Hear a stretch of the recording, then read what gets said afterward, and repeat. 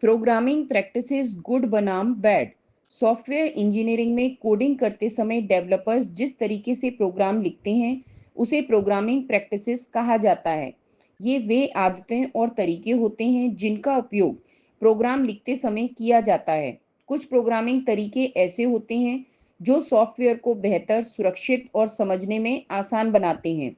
इन्हें good programming practices कहा जाता है। वहीं कुछ तरीके ऐसे होते हैं जो सॉफ्टवेयर को उलझा हुआ और त्रुटियों से भरा बना देते हैं। इन्हें बैड प्रोग्रामिंग प्रैक्टिसेस कहा जाता है। गुड प्रोग्रामिंग प्रैक्टिसेस का मतलब है कि कोड साफ, व्यवस्थित और समझने में आसान हो। जब कोई डेवलपर ऐसा कोड लिखता है जिसे दूसरा डेवलपर भी आसानी से समझ सके, तो उसे अच्छा प्रोग्रामिंग तरीका माना जाता है। उदाहरण के लिए, यदि वेरिएबल और फंक्शन के नाम स्पष्ट रखे जाएं, जैसे स्टूडेंट नेम, कैलकुलेट टोटल या चेक लॉगिन, तो कोड पढ़ते समय तुरंत समझ में आ जाता है कि वह भाग क्या काम कर रहा है। यह गुड प्रोग्रामिंग प्रैक्टिस का उदाहरण है। गुड प्रोग्रामिंग प्रैक्टिस में यह भी ध्यान रखा जाता है कि कोड को छोटे छोटे फंक्शन में बांटा जाए। जब एक बड़ा काम कई छोटे भागों में विभाजित होता है तो कोड अधिक व्यवस्थित हो जाता है।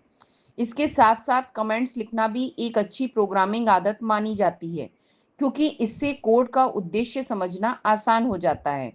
इसके विपरीत बैड प्रोग्रामिंग प्रैक्टिस वह होती है जिसमें कोड को बिना योजना के लिखा जाता है। यदि वेरिएबल के नाम अस्पष्ट हों, जैसे एक्स, टेम्प1 या डाटा 123, तो कोड को समझना कठिन हो जाता है।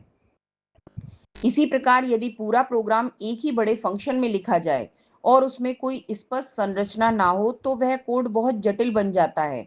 यह बैड प्रोग्रामिंग प्रैक्टिस का उदाहरण है। बैड प्रोग्रामिंग प्रैक्टिस का एक और उदाहरण है कोड को बिना किसी व्यवस्था के लिखना और उसमें कमेंट्स ना देना। ऐसे कोड को बाद में पढ़ना या उसमें बदलाव करना बहुत कठिन हो जाता है। कई बार ऐसा भी होता है कि डेवलपर स्वयं कुछ समय बाद अपने ही लिखे हुए कोड को ठीक से समझ नहीं पाता।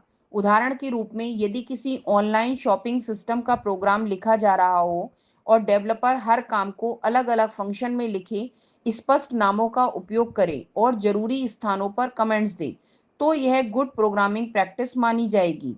लेकिन यदि पूरा कोड एक ही स्थान पर लिखा गया हो और उसमें कोई स्पष्ट संरचना ना हो, तो वह बैड प्रोग्रामिंग प्रैक्टिस का उदाहरण होगा।